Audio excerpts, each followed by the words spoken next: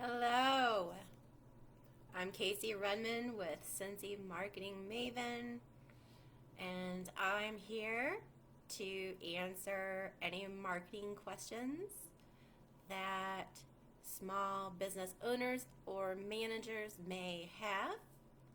So I am going to wait just a few moments to see who gets on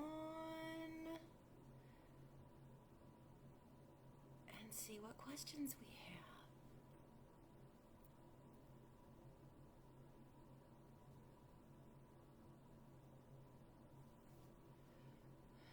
Hope everybody's having a great day. It's gorgeous outside here in Cincinnati, Ohio.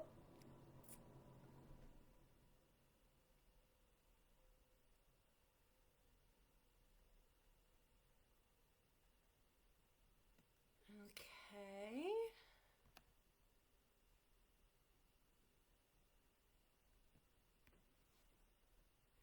Let me look here. Let's see. See what questions we have.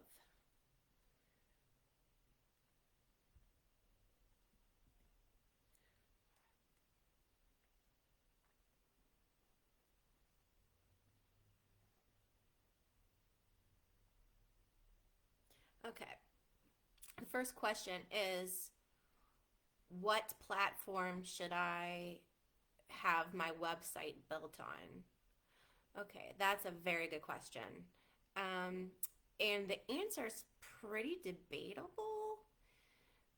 I, as a marketing professional, recommend that a website is built on a standard platform because it's easier for a marketing person such as myself or a web development person that you may need that needs to take over running your website, for example, to um, log into the back end and be able to make changes.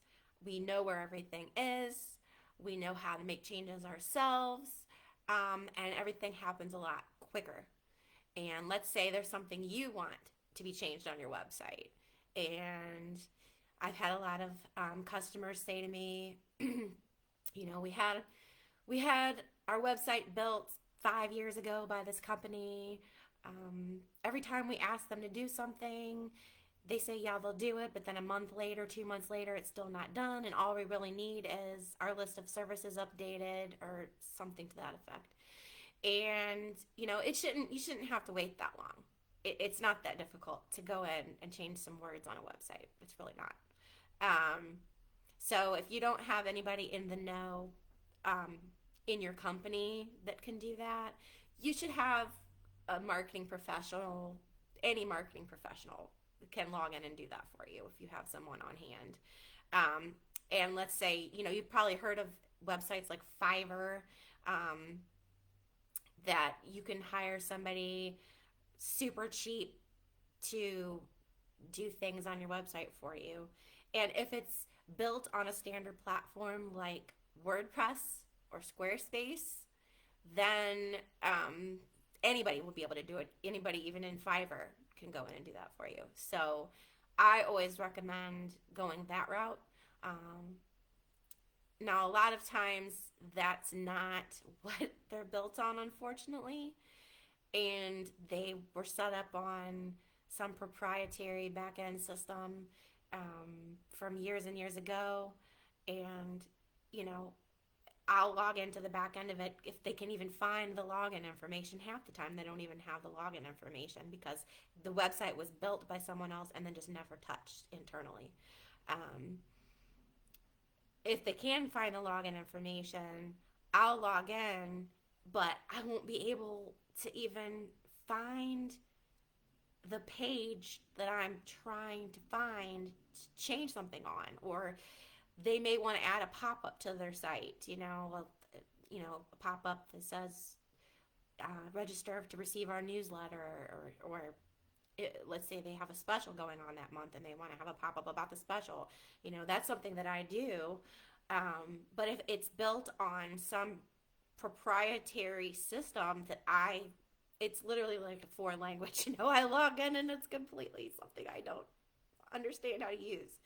So I always try to, and I know it's a big investment, especially for small businesses. Getting a website made is a big investment. And therefore, if it was built years ago on a proprietary system, they're very hesitant to pay more money to move it to WordPress or Squarespace or something like that, a standard platform. They don't see the value in it necessarily, and they just see the dollars that it's an investment. However, it it's a good investment because let's say, you've seen, I'm sure everybody has seen old looking websites, right? You go to a website and you're like, wow, this website hasn't been touched in a decade. You can just tell, because what's current, what looks new and current changes as time moves on. And you want your company to be represented online. I mean, that is your major mouthpiece to the world. And you want to look good to the world, right? And what's the first place people go when they are doing research on a company, or they're looking for a new company that does something or other? They go to the web, go on Google or a different search engine, and they type in keywords and look at their website. So having a good, up-to-date website is key. It shows you're with the times. It shows you, that you're not stuck back in the old days. And nowadays, it used to be a very, very high-end investment, but nowadays there are ways to get a new website made that are a lot more affordable. So that's what I recommend. I recommend that you have your website on a standard platform to make it easier on you and your internal people, and make it easier on us, the contractors, to try to make any changes or updates that you need. And as well as that, like WordPress puts out regular updates to templates and things like that and plugins, so it operates more efficiently and looks better all the time. So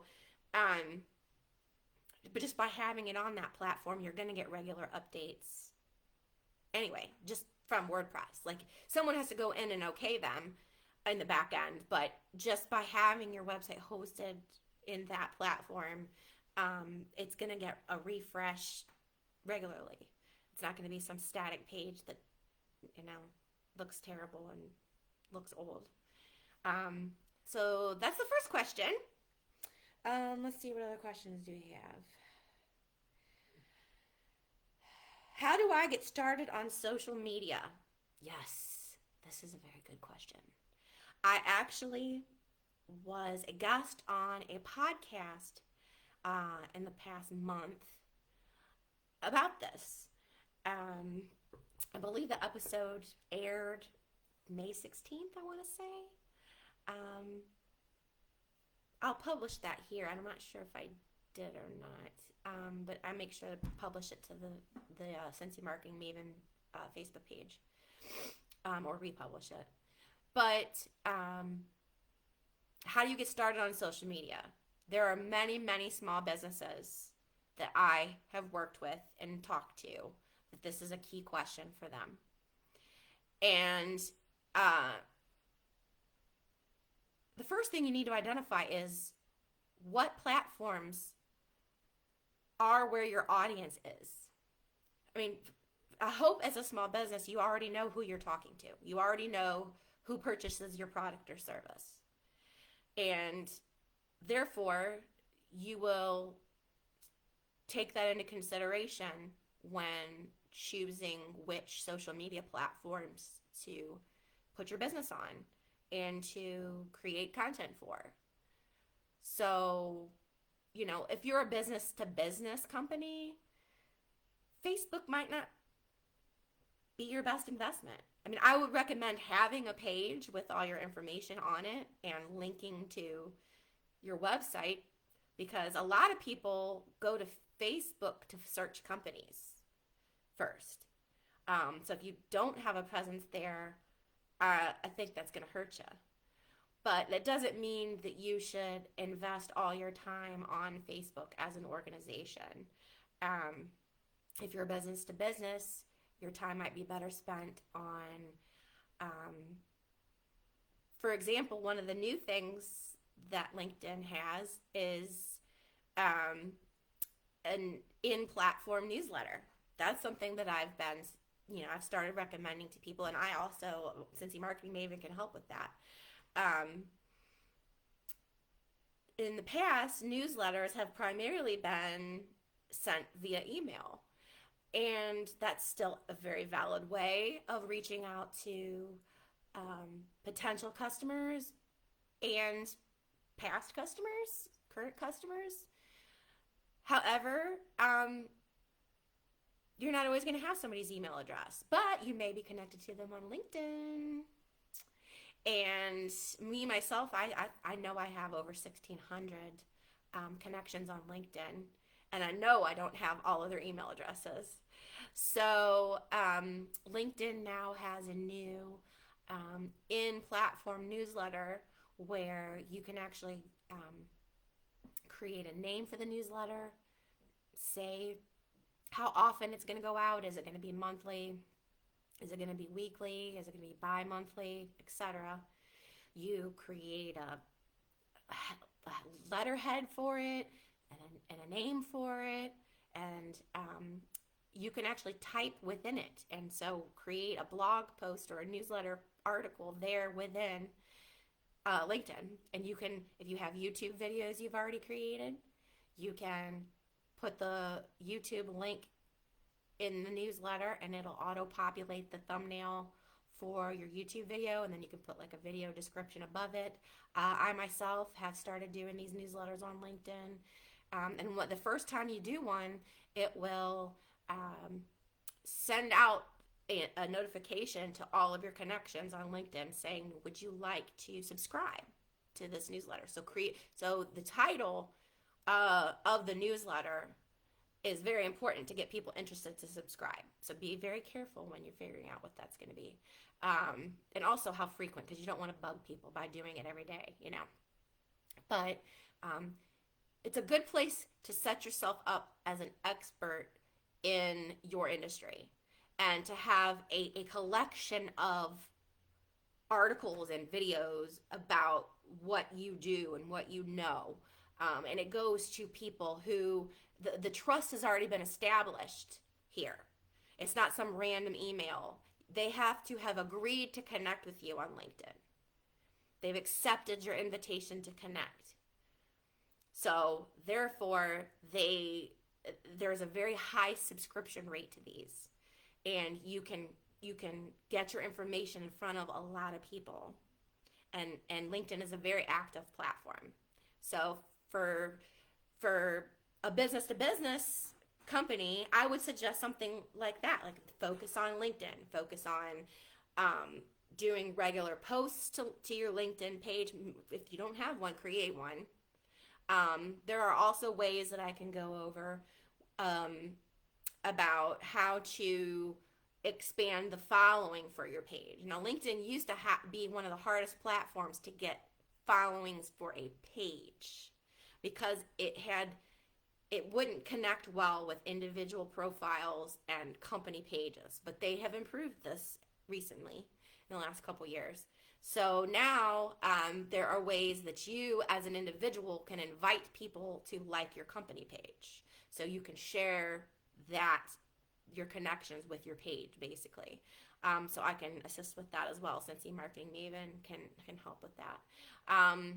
So you create a page on LinkedIn, build your following on LinkedIn, create regular posts. So we're talking even at the minimum once a week, putting a post out, just like, hey, we're here, here's what we do. That's a good start. And then, I mean, if you want to get into advertising, they have many different ways of doing advertising on LinkedIn. They have events on LinkedIn. They have LinkedIn Live now. However, you have to meet certain specifications to be able to do that. It's not like Facebook where anybody can go live. But to get started on social, like I said, back to the beginning of what I'm stating, it's important to find out where your audience is and focus on that. Don't try to do everything at once. Don't try to hit TikTok, Instagram, Facebook, Pinterest, Snapchat, LinkedIn, because that can get tedious. And I think a lot of times that is where small business owners, why they're like, whoa, I know I should be. I've heard this saying so many times. I should be on social. We should be on social. We should be doing social, but we haven't because it's going to take too much time and too much effort. And, and really, it does seem overwhelming if you try to do it all. And that's why I recommend find the one that makes the most sense and start there. Now, you can always expand that, if your audience hangs out on multiple platforms that make sense, you can create content once and put it on all the platforms. A lot of marketers are like, no, you need to create content for each platform differently. I say maybe not. And the reason I say that is because, number one, not everybody's going to get on every platform every day. So they may log into Facebook one day and not Instagram that same day, So if they see your Facebook post, that doesn't mean they'll see it on Instagram. I guarantee they're not always going to log into every platform every day. They're not. There's not enough hours in the day to be, especially if you're a business person, to be on every platform. So to me, there's no harm in using the same content on multiple platforms. Now you have to customize it to the platform. For example, if you're going to do an Instagram reel or a TikTok video, those are very similar things. Either one of those, you have to put a link, any kind of links that you want, that you reference in your video, they have to go in a bio. You can create a link tree, which is a link that has other links at it, and put that in your bio, and you say in the video, link in bio, because you can't link on those platforms. They don't do links. But you could put a video on Facebook and put a link in it in the description. So same thing in LinkedIn. You can link in LinkedIn. You can link in the description. So you would have to tailor it and customize it to whichever platform you're putting it on. So it's not going to be the exact same thing necessarily in each one, but you're talking about the same topic or whatever. But anyway, we're clocking in on almost 20 minutes now, and I think that's long enough for today's live. So I will go live again. I will market it a little further ahead of time next time. This was kind of a fly by the seat of my pants thing today that I just thought I would do. But hope to answer more of your questions soon. You can send me any questions you have that you want me to answer on the live to Casey at CincyMarketingMaven.com. That's KACEY at CINCY marketingmaven, MAVEN.com.